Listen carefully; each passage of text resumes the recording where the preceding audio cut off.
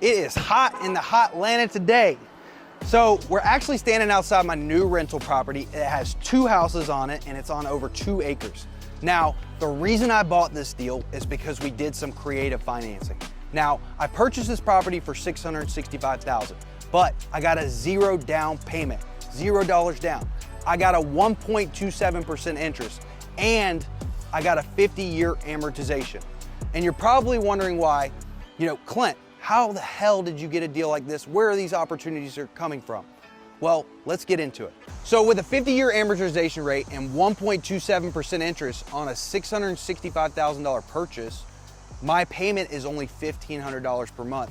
And you're probably asking, look, well, how the hell did you get that? Well, we needed to make the numbers work. The seller didn't want a big tax bill.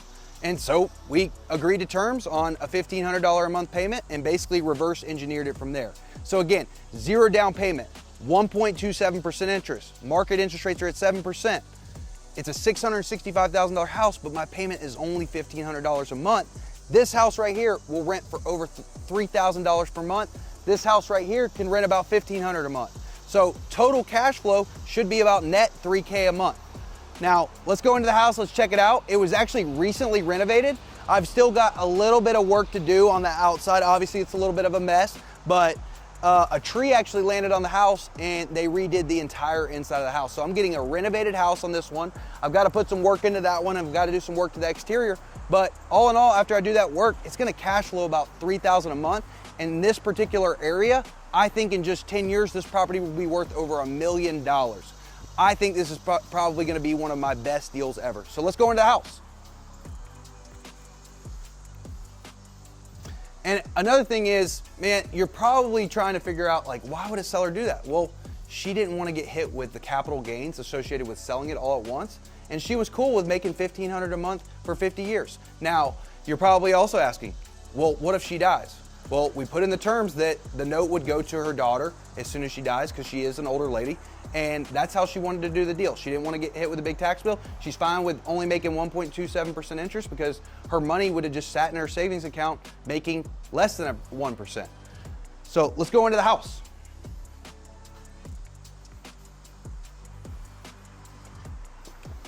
All right. So as I said, it was recently renovated. We've got some things to do. We got to, put in a couple appliances, but brand new flooring, brand new paint, brand new cabinets, brand new countertops. A really nice house, and it's a big house. It is a little bit funky being a little bit older house, but overall, this is just a great rental property. Now, with this being a $665,000 house, I probably played market value. This would probably sell right now. These 2 houses on this 2-acre lot would probably sell for around that, maybe even a little bit lower. But with creative financing and doing the seller financing, we have a low payment. This is a perfect rental property. And also, I get depreciation on this. So I get about a 25% depreciation on the purchase price. So I paid $665,000. My tax write-up, it's probably about $175,000 on this property, lowering my income, so I pay less in taxes. So this has been a great play for me, and it will cash flow, and it will get major appreciation over the years. So let's keep going. So again, like I said, this has been renovated, got the granite countertops, got the new tile, great house, ready to go for a rental. Master bedroom and master bath. Just clean quartz countertops here, got new tile here. This is just gonna be a great rental property. And again, it wouldn't have worked unless I did the creative financing. It wouldn't have worked at all. But the reason the seller was able to do that is because, again, she didn't want to get hit with the tax bill. So this is gonna be a property that I plan to own for 10 plus years, and I will go back on this one day, and I do believe I'll sell this for over $1 million to a developer around here because they are developing $1 million homes all around here. If you can do creative financing, and this is honestly the first creative financing I've ever done, and I didn't even lock up this deal, but my team did, and this is why it's so powerful. I go to any mortgage broker, they're gonna charge me 7% interest. I'm gonna have to put at minimum 10% down, probably 20% down with it being an investment property. So when you can structure it directly with a seller and make the seller the bank, they're winning because she's getting her interest rate, and I'm winning because I have zero down payment. I've got a super low interest rate that's way below market, and this is gonna be a cash flowing asset, and I get the tax depreciation. It's just a lot of wins, and it's a great play for me as a rental. So let's keep going.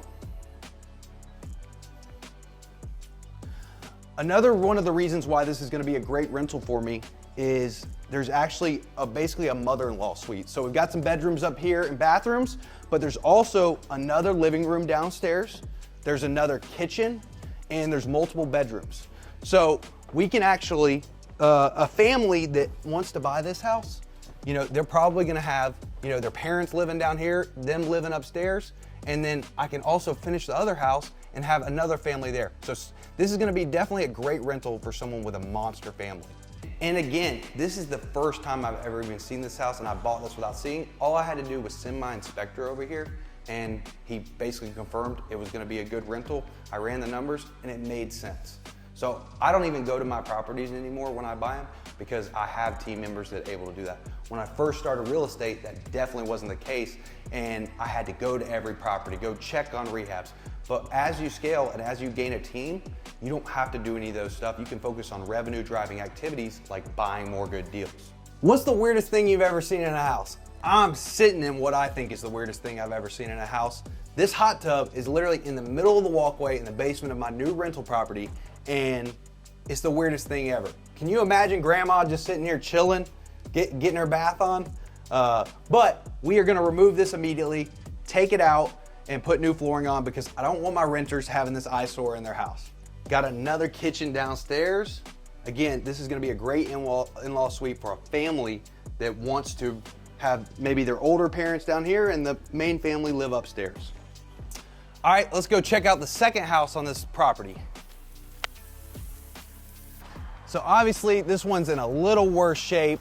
It's gonna need a lot of work, and I've just gotta decide whether I wanna fix this up and rent it out as well, or just keep the main house and have that one cash flowing and just play the appreciation game over time and sell it 10 years down the road.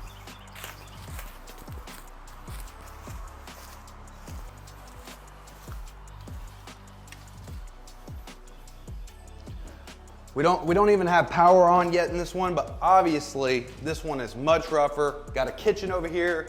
It's a little 3-bedroom, 1-bathroom house, but if I decide to fix it up, it could definitely reach my cash flow, but I just have to decide whether I want to put the money in it or not. I've got to run the numbers again, see if we're going to fix this one up. But the main house is really the reason why I bought this, because I could immediately cash flow just $1,500 a month on that one alone.